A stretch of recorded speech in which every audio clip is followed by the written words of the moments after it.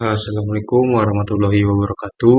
Perkenalkan, nama saya Haji Lutfi Zaki dengan NIM 122470026 dari program studi Rekayasa Tata Kelola Air Terpadu Institut Teknologi Sumatera. Di sini saya akan menjelaskan tentang limpasan air permukaan di Kota Tangerang, yang dimana yang dibuat oleh saya sendiri, dan berikut merupakan mata kuliah dari Rekayasa Zero Artificial Runoff. Yang melatar belakangi, yang pertama, limpasan adalah air yang mengalir melalui sungai dan tertahan di tanah sehingga menimbulkan genangan. Apabila tidak segera diatasi, genangan tersebut bisa menyebabkan banjir. Air limpasan yang berada di permukaan tanah muncul karena curah hujan tinggi dan mengalami infiltrasi serta penguapan, sehingga air tersebut akan tersimpan dalam cekungan yang dikenal dengan genangan air. Kota Tangerang adalah kota yang terletak di Provinsi Banten, Indonesia. Kota ini terletak sekitar 20,7 km di sebelah barat dari DKI Jakarta. Luas Kota Tangerang sendiri adalah sebesar 164,6 km persegi dengan jumlah penduduk sebesar 1.965 juta jiwa. Kota Tangerang pada umumnya merupakan perpaduan antara daerah pesisir dengan dataran rendah dan berada pada sepanjang aliran Sungai Cisadane yang terletak pada ketinggian 10-18 meter di atas permukaan laut. Kemiringan tanah di sebagian besar wilayah Kota Tangerang berkisar antara 0 sampai 3%. Lalu, ada faktor-faktor yang mempengaruhi limpasan air permukaan di Kota Tangerang, terbagi menjadi dua, yaitu faktor alam dan faktor manusia. Faktor alam itu disebabkan oleh intensitas dan durasi hujan yang tinggi secara langsung, meningkatkan volume air yang mengalir di permukaan tanah karena melebihi kapasitas infiltrasi tanah. Yang kedua, jenis tanah di Kota Tangerang yang memiliki tingkat infiltrasi rendah akan menyebabkan lebih banyak air menjadi limpasan. Tanah lempung misalnya, cenderung memiliki kemampuan menyerap air yang lebih sedikit dibanding dengan tanah berpasir. Yang ketiga, wilayah dengan kemiringan lahan yang curam akan mempercepat aliran air permukaan, mengurangi waktu bagi air untuk meresap ke dalam tanah, dan peningkatan limpasan. Beberapa wilayah di Kota Tangerang memiliki kontur yang relatif datar. Yang kedua itu ada faktor manusia, yang dimana faktor yang pertama itu perubahan tata guna lahan menjadi area terbangun atau pemukiman, industri, dan infrastruktur. Di Kota Tangerang mengurangi area resapan air alami seperti hutan dan lahan terbuka. Permukaan kedap air seperti beton dan aspal menghalangi infiltrasi dan meningkatkan limpasan permukaan secara signifikan. Yang kedua itu sistem drainase yang ada di Kota Tangerang tidak memadai, seperti tersumbat oleh sampah dan sedimentasi atau tidak terhubung dengan baik akan menghambat aliran air limpasan dan memperparah genangan. Selanjutnya, hal yang dapat dilakukan untuk mengurangi limpasan air permukaan pada Kota Tangerang, yang pertama yaitu sumur resapan.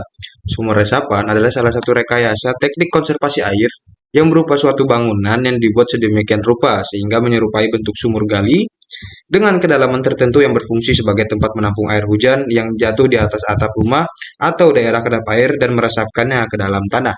Cara kerja dari sumur resapan ini yang dimana yang pertama, air hujan yang jatuh di permukaan tanah, terutama dari area kedap air seperti atap, rumah, jalan setapak, atau area parkir, dialirkan menuju sumur resapan melalui sistem saluran pengumpul.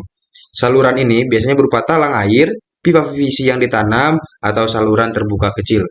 Yang kedua itu yaitu air hujan yang masuk ke dalam sumur resapan akan tertampung sementara di dalam ruang kosong sumur. Ruang kosong ini biasanya berupa lubang galian yang tidak diisi material padat atau diisi dengan material yang berongga seperti kerikil atau pecahan bata yang memungkinkan air dapat bergerak secara bebas. Yang ketiga, setelah tertampung, air secara perlahan akan meresap melalui dinding dan dasar sumur ke dalam lapisan tanah di sekitarnya. Proses ini terjadi karena adanya perbedaan potensi air antara air di dalam sumur dan air dalam pori-pori tanah yang belum jenuh. Selanjutnya itu ada rainwater harvesting atau pemanenan air hujan, yang dimana pengertian dari rainwater harvesting sendiri atau pemanenan air hujan adalah teknologi atau metode untuk mengumpulkan dan menyimpan air hujan yang jatuh dari permukaan seperti atap bangunan, permukaan tanah, atau area keras lainnya untuk digunakan kembali di masa yang akan datang. Tujuannya adalah untuk memanfaatkan air hujan sebagai sumber air alternatif, mengurangi limpasan air permukaan, dan membantu konservasi air. Cara kerja dari rainwater harvesting ini, yang pertama air hujan yang turun akan jatuh di area penangkap air hujan, contohnya seperti atap bangunan. Yang kedua, selanjutnya air akan menuju talang air dan pipa-pipa penyalur kemudian mengalirkan air dari talang menuju sistem penyaringan dan penyimpanan. Yang ketiga, sebelum masuk ke dalam tangki penyimpanan, air hujan melewati satu atau beberapa tahap penyaringan untuk menghilangkan kotoran seperti daun, ranting, debu, lumut, dan partikel lainnya. Yang keempat, air hujan yang telah disaring akan menuju dan disimpan ke dalam tangki penampungan atau disebut storage tank. Yang ketiga, yaitu kolam retensi, yang dimana kolam retensi adalah cekungan atau wadah buatan yang dirancang untuk menampung air permukaan dalam jangka waktu tertentu. Fungsi utamanya adalah untuk memperlambat dan mengendalikan aliran air, terutama saat terjadinya hujan deras atau banjir, sebelum air tersebut masuk ke sistem drainase utama, sungai, atau wilayah hilir. Cara kerja dari kolam retensi ini, yang pertama, saat terjadi hujan deras, air permukaan dari area sekitarnya akan mengalir melalui sistem drainase lingkungan seperti selokan dan saluran kecil menuju ke kolam retensi. Kolam retensi biasanya terletak di area yang lebih rendah atau di jalur aliran air alami. Yang kedua, air limpasan masuk ke dalam kolam retensi melalui satu atau beberapa saluran. Desain inlet atau desain tempat untuk masuk ya biasanya dirancang untuk mengalirkan air dengan efisien ke dalam kolam. Yang ketiga, kolam retensi memiliki kapasitas tampung tertentu. Saat air masuk, ia akan tertahan di dalam cekungan kolam. Volume air yang tertampung akan meningkat seiring dengan berlanjutnya hujan dan aliran yang masuk. Keempat, air yang tertampung akan dilepaskan secara perlahan melalui outlet menuju sistem drainase utama, sungai, atau badan air penerima lainnya. Yang kelima, setelah hujan mereda dan aliran air masuk berkurang, air yang tersisa di dalam kolam retensi akan terus dilepaskan secara perlahan melalui outlet hingga kolam kembali kosong atau mencapai ketinggian normal.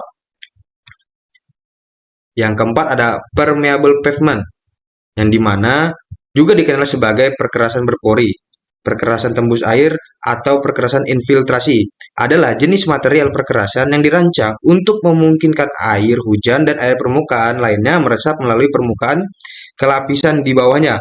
Berbeda dengan perkerasan konvensional seperti aspal atau beton biasa yang kedap air dan menyebabkan air mengalir di atas permukaan yang dapat menyebabkan limpasan.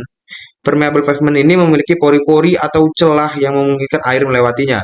Cara kerja dari permeable pavement ini, yang pertama, ketika hujan turun di atas permukaan permeable pavement ini, air tidak langsung mengalir di atas permukaan.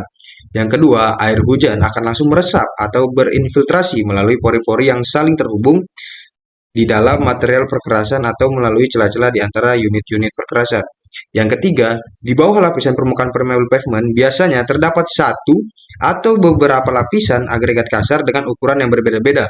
Lapisan-lapisan ini berfungsi sebagai reservoir sementara untuk menampung air yang telah meresap. Yang keempat, air yang tertampung sementara di lapisan agregat kemudian secara perlahan meresap ke dalam lapisan tanah di bawahnya.